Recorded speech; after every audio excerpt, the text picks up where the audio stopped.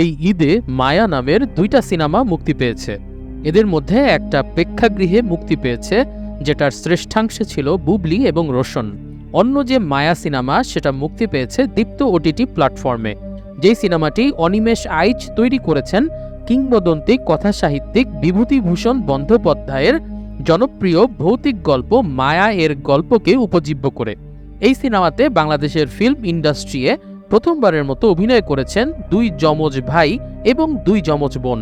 বৃন্দাবন দাস এবং শাহনাজ খুশি দম্পতির 2 যমজ ছেলে দিব্যজ্যোতি এবং সৌম্যজ্যোতি আর অভিনেত্রী গোলাম ফরিদা ছন্দার 2 যমজ মেয়ে টাপুর এবং টুপুর ছিলেন এই সিনেমার মূল ভূমিকাতে। সিনেমার গল্পটি বিভূতিভূষণের মায়া গল্পকে আশ্রয় করে বেড়ে উঠলেও কাহিনীকার চরিত্রগুলোর নাম থেকে শুরু করে কাহিনীর অনেক জায়গাতেই পরিবর্তন এনেছেন। সিনেমা শুরু হয় চিনু নামের একজন বনেদি বাড়ির কিশোরী মেয়েকে এক বুড়ো জমিদারের সাথে বিয়ে দেওয়ার ঘটনা দেখানোর মাধ্যমে। 100 বছর আগে আমাদের এই জনপদে নিজেদের বংশ পরম্পরা রক্ষা এবং জমিদারি টিকিয়ে রাখার জন্য নিজেদের কিশোরী মেয়েদের সাথে সম্ভ্রান্ত পরিবারের বয়স্ক লোকের বিয়ে দেওয়ার প্রচলন ছিল। তবে চিনু অন্য মেয়েদের মতো নিজের মতের বিরুদ্ধে বিয়ে করতে রাজি ছিল না, ফলে বিয়ের আসরেই সে আত্মহত্যা করে নেয়। ঘটনাটি ঘটেছিল যশোরের কেশবপুরের একটি জমিদার বাড়িতে। সেই শতাব্দীতে ওই একই পরিবারে আরও অনেক মেয়ের সাথেই এরকম জবরদস্তির ঘটনা ঘটে। ধীরে ধীরে সেই বাড়িটি পরিণত হয় একটি ভুতুড়ে বাড়িতে। 100 বছর পরে বংশ পরম্পরায় সেই বাড়ির মালিক হন পরাশর চক্রবর্তী। তার ছেলে মেয়ে সব থাকত বিদেশে, আর তিনি নিজে থাকতেন শহরে। ফলে গ্রামের এই বাপদাদার ভিটে একরকম অরক্ষিত অবস্থায় পড়ে থাকত। একবার গ্রামে এসে তিনি উদ্যোগ নেন বাড়িটার জন্য একটা কেয়ারটেকার রাখবেন। পুকুরে গোসল করতে গিয়ে তার সঙ্গে দেখা হয় মানবেন্দ্র ভৌমিক নামের একজন লোকের। লোকটি জাতে ব্রাহ্মণ, আগে দেবিদার রোডে একটা হোটেলে রাঁধুনির কাজ করত। তবে সম্প্রতি মালিকের সম্বন্ধী রান্নার কাজের দায়িত্ব নেয় মানবেন্দ্রকে কাজ থেকে বিতাড়িত করে দেয়া হয়। পরাশর মানবেন্দ্রকে তার বাড়িতে কাজের অফার করেন। কাজ বলতে শুধু বাড়ি পাহারা দেয়া আর জমিদার বাড়ির আশেপাশের সমস্ত ফল ফসল ভোগ করা। তার উপরে প্রতি মাসে 5 টাকা করে বেতনও পেয়ে যাবে মানবেন্দ্র। এই বাজারে বসে বসে খাওয়ার এই চাকরি মানবেন্দ্র কিন্তু লুফে নেয়। সেদিন দুপুরে রান্না করার জন্য বাড়ির পাশে ক্ষেত থেকে ঝিঙে উঠানোর সময় হঠাৎ একটা মহিলাকে ঘুমটা পড়া অবস্থায় দেখে সে।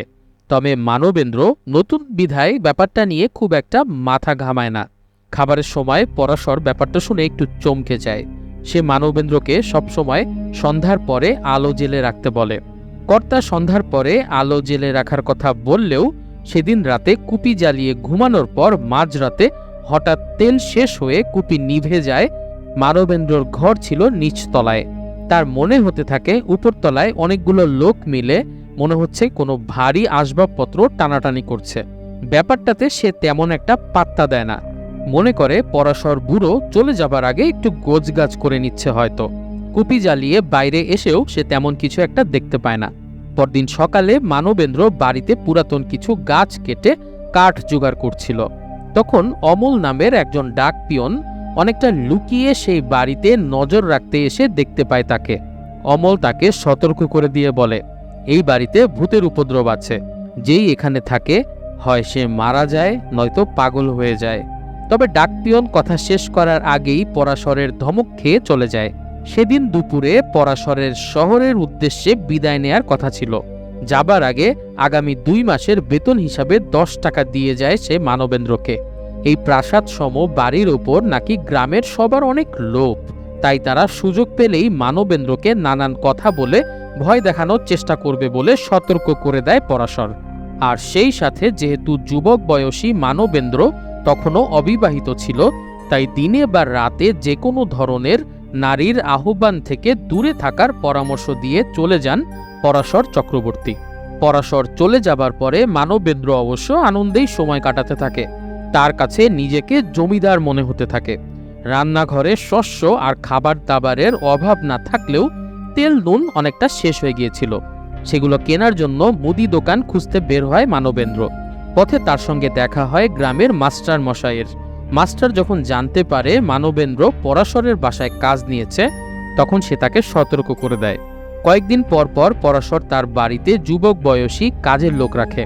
তার কিছুদিন পরে তারা এই বাড়িতে নানান জিনিস দেখতে পায়। তারপরও কি এক মায়ায় বাধা পড়ে তারা চলে যেতেও পারে না। ফলাফল হয় পাগল হয়ে যায় অথবা মৃত্যুবরণ করে তারা। তবে মানবেন্দ্র বলে তার ভূত প্রেতে বিশ্বাস নেই। এছাড়াও তার ভালো করেই মনে আছে পরাশর চক্রবর্তীর সতর্কবাণী। এই গ্রামের লোকেরা চায় জমিদার বাড়ি দখল করতে, তাই সে মাস্টার মশাইয়ের কথায় তেমন একটা পাত্তা দেয় না। তবে বাজার থেকে আসার পরেই হঠাৎ করে বাড়ির উপরতলা থেকে অনেকখানি পানি ফোয়ারার মতো করে নিচে পড়তে থাকে। 2 তলায় যেন অনেক মানুষের কথা শুনতে পায় সে, কিন্তু উপরে গিয়ে কাউকে দেখতে পায় না। মানবেন্দ্র ভাবে হয়তো উপরে কোনো কলসিতে পানি রাখা ছিল, যেটা হঠাৎ উপর হয়ে পড়ে গিয়ে এরকম হয়েছে। সেদিনটা জমিদারের মতো খাওয়া এবং ঘুমিয়েই কাটায় সে। এত বিশাল বাড়ি, তার আশেপাশের সব ফল ফসল সবই তো তার। হঠাৎ পরদিন দুপুরে কিছু একটা দৌড়ে যায় তার রুমের চারপাশ দিয়ে। বাইরে বের হয়ে সে একটা নূপুর পরা মেয়েকে 2 তলায় উঠে পড়তে দেখে, কিন্তু সেখান থেকে যেন হাওয়ায় মিলিয়ে যায় সে। এবার বেশ ভালোই ভয় পেয়ে যায় মানবেন্দ্র। আতঙ্কিত হয়ে গাট্টি বোচকা বেঁধে বের হয়ে যায় সে। পথে আবার অমল ডাকপিয়নের সাথে দেখা হয় তার। মানবেন্দ্র ভয় পেলেও সে ছিল একজন সৎ লোক। পরাশর বুড়োর কাছ থেকে সে 10 টাকা অগ্রিম নিয়েছে। সেই টাকাটা সে ডাকপিয়নের কাছে দিয়ে বলে বুড়ো যখন গ্রামে আসবে তাকে দিয়ে দিতে।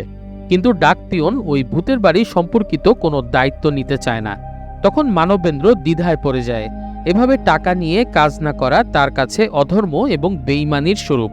তাই ইচ্ছা না থাকলেও বাধ্য হয়ে আবারও ফিরে আসে সে এবং সিদ্ধান্ত নেয় অন্তত 2 মাস এখানে থেকে তারপর চলে যাবে সে। ভয়ে সেদিন রাত থেকে সে পুজো করতে থাকে, আর বাইরে মনে হতে থাকে কয়েকজন লোক রুমে ঢোকার চেষ্টা করে যাচ্ছে। এরকম ভীতিকর পরিবেশে ঘুমিয়ে পড়ে সে। ঘুমন্ত অবস্থায় সে চিনুকে স্বপ্ন দেখে। হ্যাঁ, সেই 100 বছর আগের কিশোরী চিনু। 100 বছর আগের সেই কিশোরীর সাথে তার বিয়ে হবার স্বপ্ন দেখে মানবেন্দ্র সাময়িক উত্তেজনা অনুভব করতে থাকে।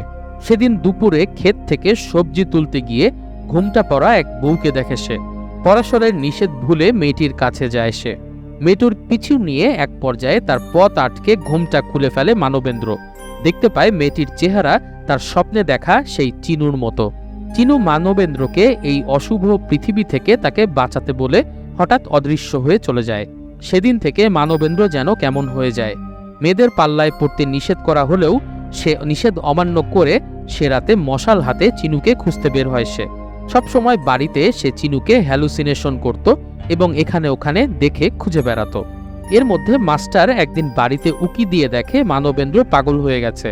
আগের সব কাজের লোকের মতো এই ছেলের একই পরিণতি হয়েছে দেখে গ্রাম প্রধান দুলাল মহিন্তির কাছে বিচার দেয় সে। এবার গ্রামের সবার পক্ষ থেকে ওই বাড়িটিকে বন্ধক দেওয়ার জন্য স্বনামধন্য তান্ত্রিক বনমালী ঠাকুরকে ডাকার সিদ্ধান্ত নেওয়া হয়। এদিকে মানবেন্দ্র তখন বেঁচে ছিল এক অলৌকিক জগতের মধ্যে। দিনে হ্যালুসিনেশন আর রাতে দুঃস্বপ্ন। ঘুম ভাঙলে নিজেকে অদ্ভুত একদল মানুষের মাঝে দেখতে পেত সে। আগুন হাতে তাদের হাত থেকে বাঁচার চেষ্টা করে এক অসম যুদ্ধ শেষে প্রতি রাতে উঠানে জ্ঞান হারিয়ে পড়ে থাকত সে। একদিন সকালে গ্রামের লোকজন সবাই যেয়ে তার এই দুর্দশা দেখে উঠিয়ে নিয়ে যেতে চাইলেও মানবেন্দ্র যেন বাধা পড়ে যায় সেই বাড়ির সাথে। অগত্যা গ্রাম প্রধান চিঠি লিখে ঘটনার বিস্তারিত জানিয়ে পরাশর চক্রবর্তীকে গ্রামে আসতে বলেন। তবে পরাশরের চোখে তখন ছানি অপারেশন হওয়ায় সে আসতে পারে না। অগত্যা তখন গ্রামের সবাই মিলে তান্ত্রিক বনমালী ঠাকুরকে নিয়ে আসে। অমাবস্যার এক রাতে তিনি তার যজ্ঞ শুরু করেন। তার সাঙ্গপাঙ্গরা সারা বাড়ি খুঁজেও মানবেন্দ্রর টিকিটিও খুঁজে পায় না। মানবেন্দ্র তখন চিনুর আত্মার সাথে লুকিয়েছিল।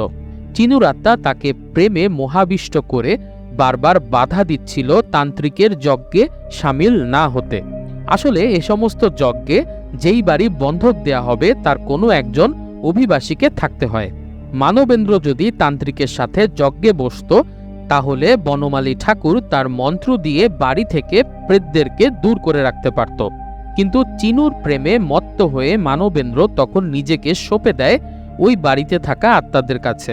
ফলে মানবেন্দ্রর শরীর এবং আত্মাকে দখল করে নেয় সেই বাড়িতে থাকা শতাব্দী প্রাচীন অপশক্তি। মানবেন্দ্র যখন বাইরে বনমালীর কাছে আসে তখন সে আর কোনো স্বাভাবিক মানুষ ছিল না। এক মানবেন্দ্র থেকে 2 জন, তারপরে অসংখ্য মানবেন্দ্র তৈরি হতে থাকে কালো শক্তি বলে। সব লোক এটা দেখে দৌড়ে পালায়, আর বনমালী মারা পড়ে তাদের হাতে। এই রোমহর্ষক ঘটনা সারা গ্রামে জানাজানি হয়ে যায়।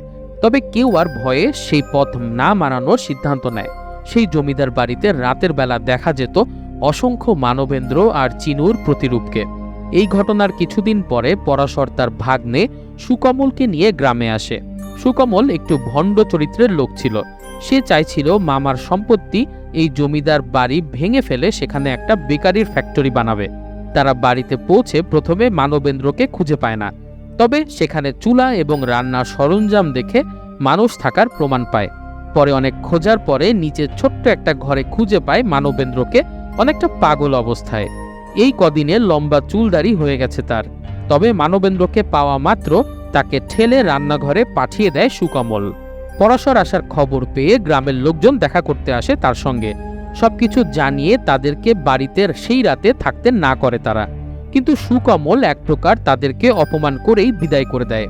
রাতে খেতে বসে রান্না হতে দেরি হচ্ছে দেখে খোঁজ নিতে যায় পরাশর, কিন্তু সে মানবেন্দ্রকে রান্নাঘরে কাঁচা মাছ খেতে দেখে আটকে ওঠে। সুকমল অবশ্য ভাবে দীর্ঘদিন জঙ্গলি বাড়িতে একা থেকে চাকর মানবেন্দ্র নিজেও জঙ্গলি হয়ে গেছে, তাই তাকে লাঠি দিয়ে মারতে থাকে সে। মানবেন্দ্র সেই মুহূর্তে কোনো প্রতিবাদ করে না। তবে মাছ কিন্তু সে একা খায়নি। দেয়ালে আরও 2 জনকে আমরা দেখতে পাই, যারা তখনও মাছ চিবুচ্ছিল। তারা শুধু রাত ঘনিয়ে আসার অপেক্ষা করতে থাকে। সুকমল অবশ্য সেই রাতে গান শুনতে শুনতে আয়েশ করতে থাকে।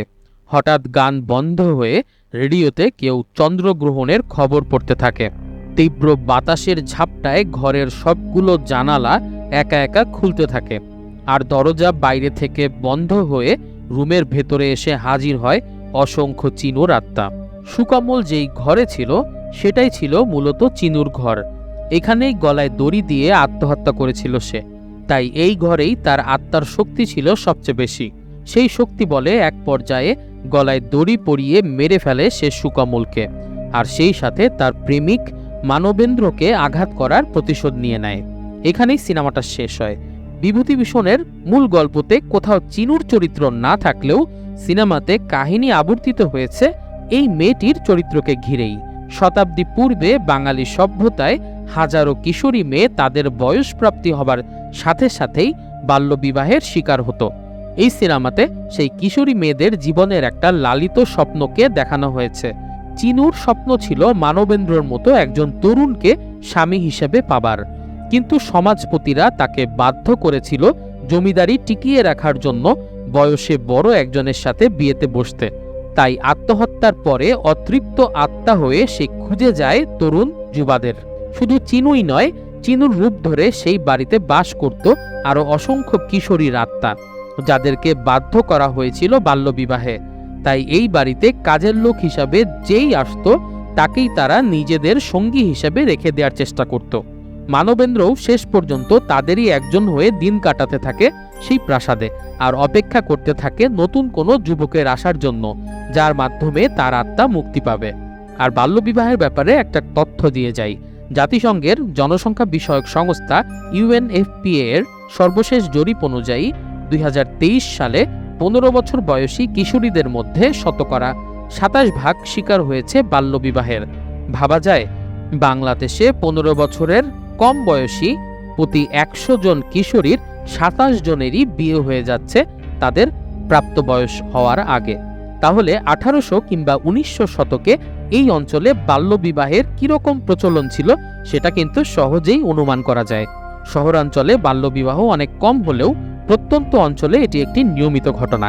সরকার যতই চেষ্টা করুক না কেন, প্রত্যন্ত অঞ্চলে মানুষকে সচেতন না করা গেলে সম্পূর্ণরূপে কখনোই বন্ধ করা যাবে না বাল্যবিবাহের করাল গ্রাস। সিনেমার এক্সপ্লেনেশন ভিডিও এখানেই শেষ করছি।